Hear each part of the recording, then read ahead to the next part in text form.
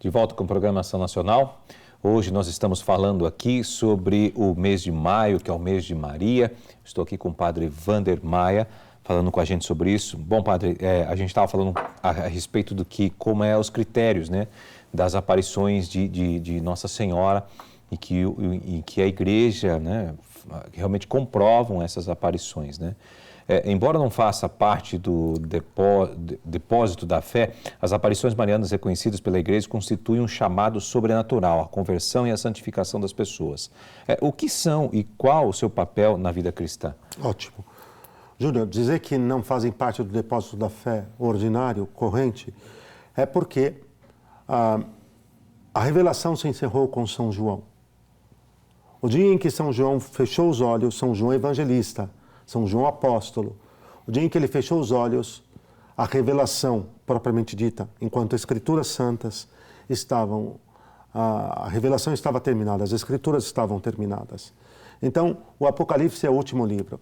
O que acontece é que a igreja recebeu, guardou, interpretou com autoridade infalível e transmitiu essas revelações. Qual o papel das aparições, então, no depósito da fé?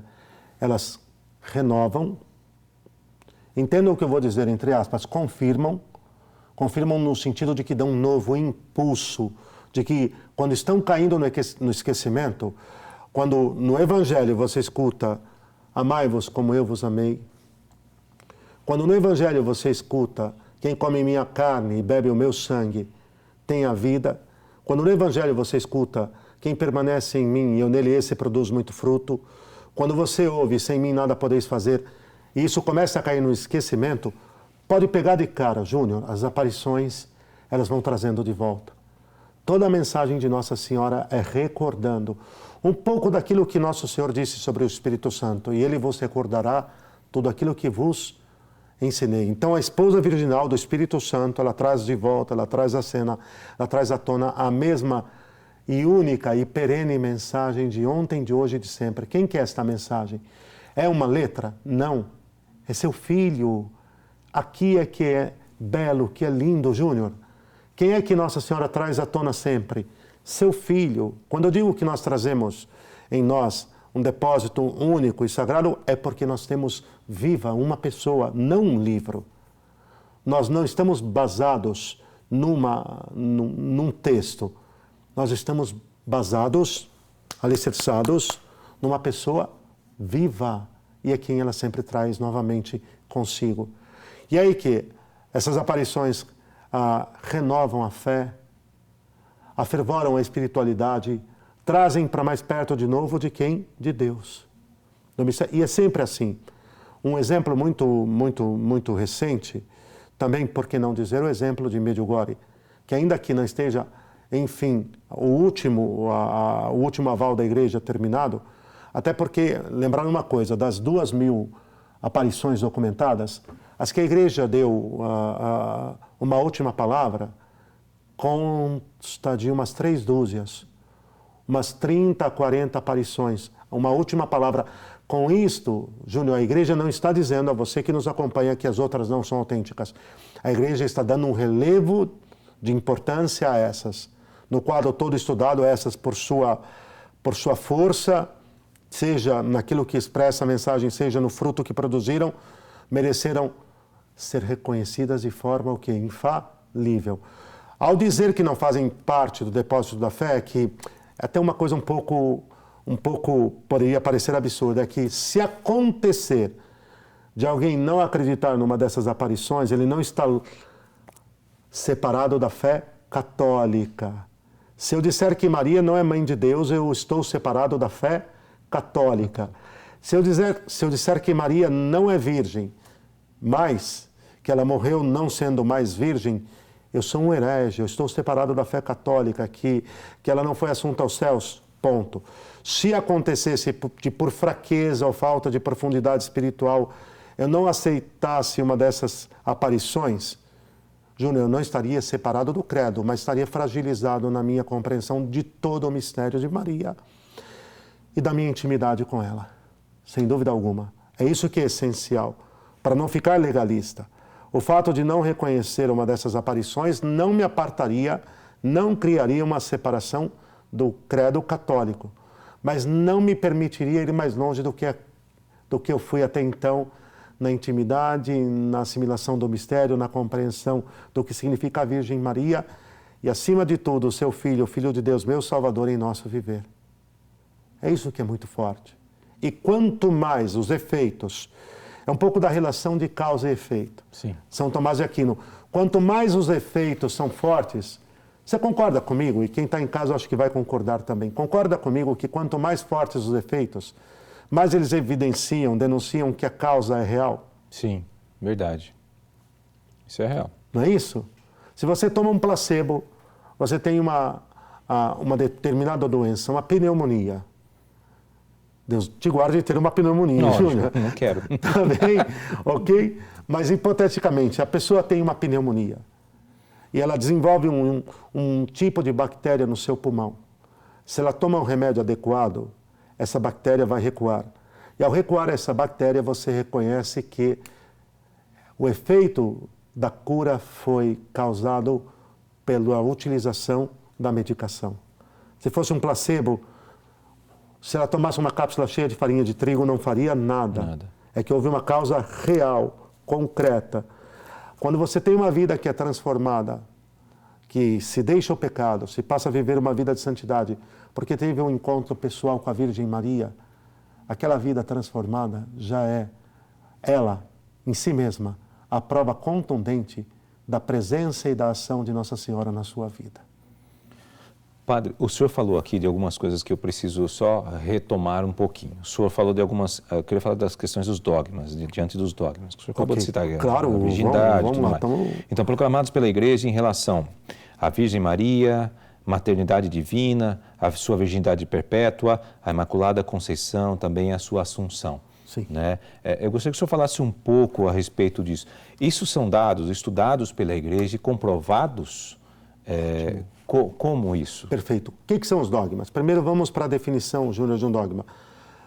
O dogma é uma verdade de fé que pertence ao patrimônio da fé, da revelação de Deus. Então, é uma verdade de fé revelada por Deus e proclamada pela Igreja. A Igreja não cria os dogmas, a Igreja recebe-os, recebe a revelação de Deus, acolhe, interpreta e proclama. Então, quando nós falamos dos 4 dogmas marianos, Maria, Mãe de Deus. Maria... Mãe da Igreja. Mãe da Igreja, né? Ainda não como dogma, mas por derivação sim, porque se ela é mãe da cabeça, ela é mãe do corpo. Porque ela é mãe do todo, do Cristo totus, como se fala, né? Quer dizer, ela é mãe do todo. É uma decorrência, o fato dela ser mãe de Deus a faz mãe da Igreja. Não há formulação dogmática Maria, mãe da Igreja, há festa, desde muito antes, porque mãe da cabeça, mãe de Cristo, que é a cabeça da Igreja, mãe do corpo.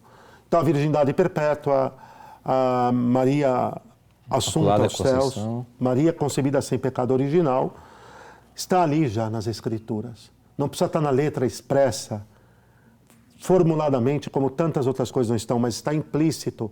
E você tem centenas de textos que vão remontando esses dogmas. Inclusive, Santa Bernadette tem a ver com isso, né? Totalmente. Imaculada Conceição. Totalmente. Bom, a aparição em Lourdes foi em 1858. Foi o dogma da proclamação da Imaculada Conceição. E aí também tem que se perceber que, quando a Igreja proclama aquela fé, porque o dogma não foi do dia... Não é que, por exemplo, vamos lá, não é que Pio IX, o Papa da proclamação do dogma da Imaculada, já que lembrou tão bem Santa Bernadette, Júnior, não é que em 1858, Pio IX, o bem-aventurado Beato Pio IX, amanheceu um dia e disse, não, hoje eu decidi proclamar... Não. Hoje é domingo, está sol. Está sol e hoje me deu na telha, me deu na cabeça. Deu vontade. Me deu vontade de proclamar Maria Imaculada Conceição. Não, isso seria uma estupidez. É porque todas as gerações me chamarão Imaculada, me chamarão bendita, me chamarão bem-aventurada, me chamarão unicamente a obra de Deus. É que ele chega e diz, é a fé da Igreja de séculos, está na Escritura, está na tradição, está na vivência do nosso povo, não tem como não negar. Agora, por que ele proclama Maria Imaculada Conceição? Porque naquele momento de decadência, da civilização europeia, já num primeiro momento pós-Revolução Francesa, onde se nega a fé, onde se nega o pecado, onde se nega a existência da vida eterna, onde se nega a graça, ele traz um dado único, não? Que lança uma luz profunda na escuridão que começa a tomar conta de toda a realidade, principalmente do mundo europeu. Na verdade, ele está dizendo, sim, Deus existe, a graça existe, e há uma criatura que foi preservada do pecado, e que ela é a mãe da nova humanidade, da qual eu e você nascemos. E ela nos deu a luz. E isso vem com o batismo, não há dúvida alguma. Então, Júnior, é essencial pensar que os dogmas não são invenções da igreja, todos eles têm base bíblica indestrutível, pegue os padres da igreja. Todos eles têm uma base bíblica indestrutível que não é letra morta. Não vem querendo ler a Bíblia ao pé da letra, que não vai dar certo, e nenhum protestante faz isso. Eu sempre digo, nunca vi protestante sem seus olhos, nem sem suas mãos, nem sem seus pés. Porque Jesus disse, se teu olho te leva a pecar, arranca-o. Se tua mãe te leva, se tua mão, estamos falando tanto de mãe que deu um trocadilho. Se tua mão te leva a pecar, arranca. Se teu pé te leva a pecar, arranca-o. Alguém já viu alguém aqui, principalmente algum protestante, sem os seus dois olhos, ou sem suas duas mãos, ou sem seus dois pés? Então não vem com essa conversa de que não está escrito na Bíblia, que isso aqui é nada.